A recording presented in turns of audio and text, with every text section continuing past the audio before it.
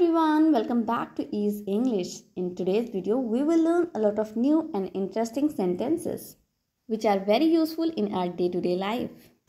To be a fluent speaker, you have to watch the whole video and do practice with me. Guys, this is Vani Yadav and you're watching the channel Ease English. Before going to start the video, I request you all, if you're new in the channel, do subscribe to the channel. And if you are already a subscriber, then hit the like button and share the video. So without further ado, let's begin. First sentence, ऐसा नहीं चलेगा. English में बोलेंगे it won't do. It won't do. For example, आप बाहर गए hostel में पढ़ने के लिए. वहाँ पे टाइम की बाउंडेशन होती है ना कि आपको इतने समय ही वापस अंदर आ जाना है. मतलब 9 o'clock है तो आपको 9 o'clock के पहले पहले हॉस्टल वापस आ जाना है. फॉर एग्जाम्पल, आपसे क्या हुआ कि आप किसी दिन घूमने चले गए और काफ़ी टाइम तक घूमते रहे. जब वापस आए तो वहाँ का जो भी ओनर है वो आपसे कहता है ना कि ऐसा नहीं चलेगा बिल्कुल. तो अगर वो पर्सन इंग्लिश में बोलना चाहे तो वो क्या कह सकता है? उसे कहना चाहिए it won't do. Next sentence, क्या ये चलेगा? उसे will it do. Will it do.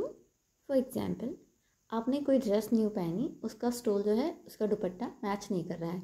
तो आप सारे दुपट्टे लगा लगा के ट्राई करते हो, पूछते ना कि ये चलेगा, अच्छा ये देखो मैच कर रहा है. तो अगर ऐसे पूछ रहे हैं क्या ये चलेगा, कहिए will it do. Will it do. Next sentence, cold drink नहीं है, पानी चलेगा? पूछिए there is no cold drink. Will the water do.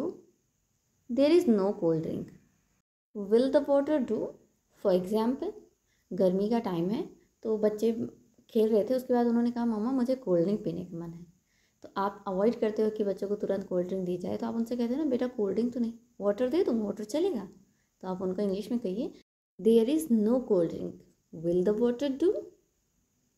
अब इस बात पे अगर उसने कहा कि हाँ मुझे चलेगा या फिर हाँ नहीं मुझे नहीं चलेगा, ऐसे भी आंसर कर सकते हैं ना. तो अगर कहा कि हाँ मुझे चलेगा तो उसे कहना चाहिए yes it will do to me.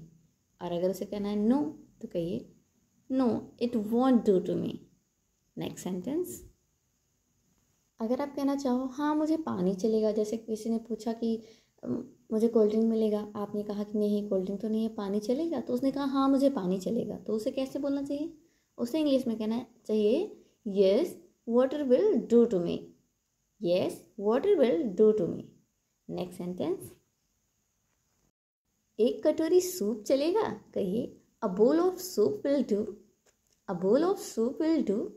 For example, बच्चे स्कूल से वापस लौट के आए और उन्होंने कहा मम्मा मुझे भूख लगी लेकिन हल्की हल्की वाली भूख लगी है, तो कुछ अच्छा सा खाने के लिए दो ना. तब आप कहते हो बेटा सूप बना दो, एक कटोरी सूप चलेगा? तो उनको आप इंग्लिश में कहिए a bowl of soup will do.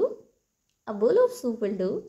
Next sentence, क्या ये तुम्हें चलेगा? कहिए will it do you. Will it do you.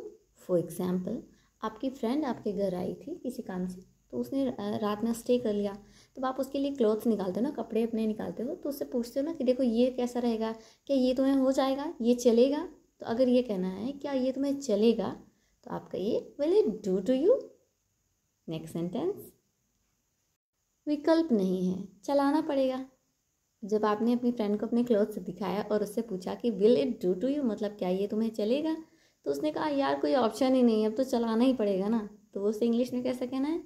There is no option, it will have to do. There is no option, it will have to do. Next sentence, अगर वो जरा सा भी तुम्हारे जैसी है तो चलेगी. तो इंग्लिश में कहेंगे if she is anything like you she will do. If she is anything like you she will do. For example, आपके मोहल्ले में कोई लड़का है, मतलब भाई है आपका, जिसकी शादी के लिए देखा जा रहा है.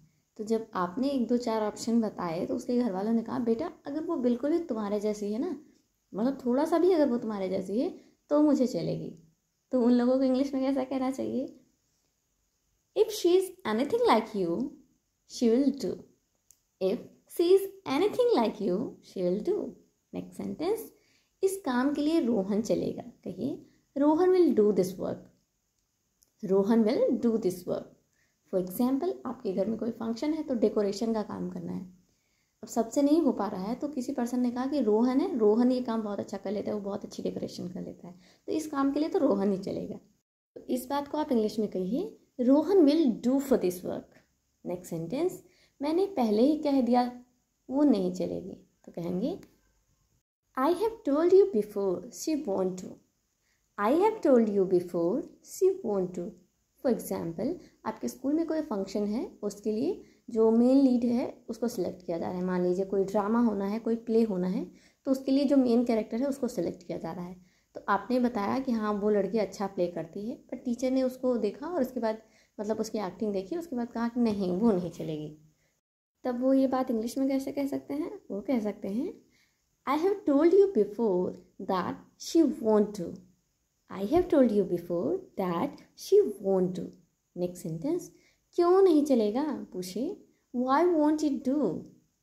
Y won't it do. For example, आपके घर का कोई गैजेट जो है वो ख़राब हो गया है, तो आप उसके लिए दूसरा अल्टरनेट गैजेट लेके आए कि हाँ इसकी जगह दूसरा हम चला लेते हैं। लेकिन घर वालों ने कह दिया कि नहीं ये नहीं चलेगा, तो उन्हें आप पूछते हो ना नहीं क्यों नहीं चलेगा बताओ भाई, तो आप उनसे पूछो इंग्लिश में। अगर पूछना है कि क्यों नहीं चलेगा, आप कहिए why it won't to. Next sentence, इससे कम नहीं चलेगा, कहेंगे no less than this will do. No less than this will do. For example, आप किसी शॉप पे गए कोई सामान खरीदें, तो होता है ना बार्गिन करते हो आप, कुछ रेट आप बताते हो, कुछ शॉपकीपर बताता है, फिर एटलीस्ट जो शॉपकीपर है वो फाइनल बताते हैं कि भाई इससे कम नहीं चलेगा। तो अगर उसे ये कहना है इससे कम नहीं चलेगा, तो क्या कह सकता है? वो कहेगा no less than this will do. Next sentence, मैं अपने पापा पर गई हूँ। इंग्लिश में बोलेंगे I take after my father. I take after my father. For example, अक्सर आपने देखा होगा लोग आपसे पूछते हैं बेटा किस पे गई हो, मम्मा पे गई हो या पापा पे गई हो, मतलब मम्मा के जैसी दिखती हो या पापा के जैसी दिखती हो।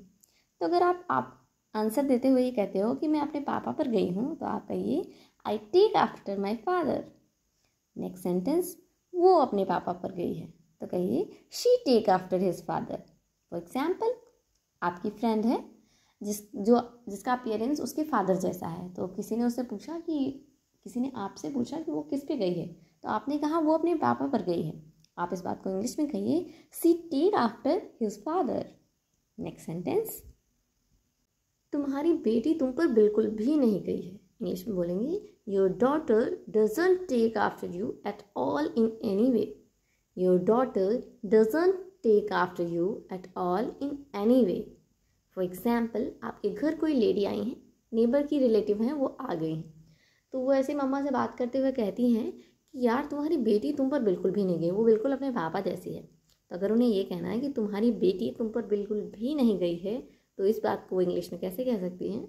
उन्हें कहना चाहिए your daughter doesn't take after you at all in any way.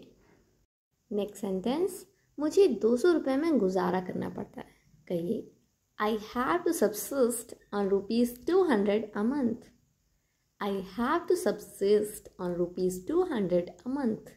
For example, आपको घर में पॉकेट मनी मिलती है, पॉकेट मनी में आपको मंथली 200 मिल जाते हैं कि आपको 200 में पूरे मंथ का अपना खर्चा निकालना है। जैसे मम्मी पापा दे देते हैं ना बच्चों को कि लो तुम इतने पैसे ले लो, पूरे महीने अपना काम ऐसे करते रहना। तो अगर आप ये कहना चाह रहे हो कि मुझे 200 रुपये पॉकेट मनी मिलता है या मुझे 200 रुपये में गुजारा करना पड़ता है, आप कहिए I have to subsist on ₹200 a month. Next sentence, Meera इतनी पतली हो गई है कि उसके गाल पिचक गए हैं। इंग्लिश में इस बात को हम कहेंगे Meera has become so thin that her cheeks are pinched. Meera has become so thin that her cheeks are pinched. For example, आपकी कोई फ्रेंड है मीरा, वो पहले काफ़ी हेल्दी थी बट किसी रीज़न से अब वो काफ़ी पतली हो गई है। तब आप लोग जब उसके बारे में बात करते हो कि यार मीरा तो पहले कितनी मोटी थी, अब देखो कितनी पतली हो गई, उसके गाल भी पिचक गए हैं। तो अगर ये कहना है मीरा अब इतनी पतली हो गई है, उसके गाल पिचक गए हैं, आप इंग्लिश में कहिए Meera has become so thin that her cheeks are pinched. Alright guys, that's all for today. I hope आपने वीडियो को पूरा देखा होगा, वीडियो आपको बहुत इंटरेस्टिंग लगा होगा। और अगर वीडियो अच्छा लगा है तो प्लीज़ वीडियो को लाइक करें, ज़्यादा से ज़्यादा शेयर। चैनल पे पहली बार विजिट कर रहे हैं तो चैनल को सब्सक्राइब ज़रूर करें, और हाँ, अपने वैल्यूएबल कमेंट्स करना बिल्कुल भी ना भूलें। मिलते हैं हमारे नेक्स्ट वीडियो में। Till then bye bye.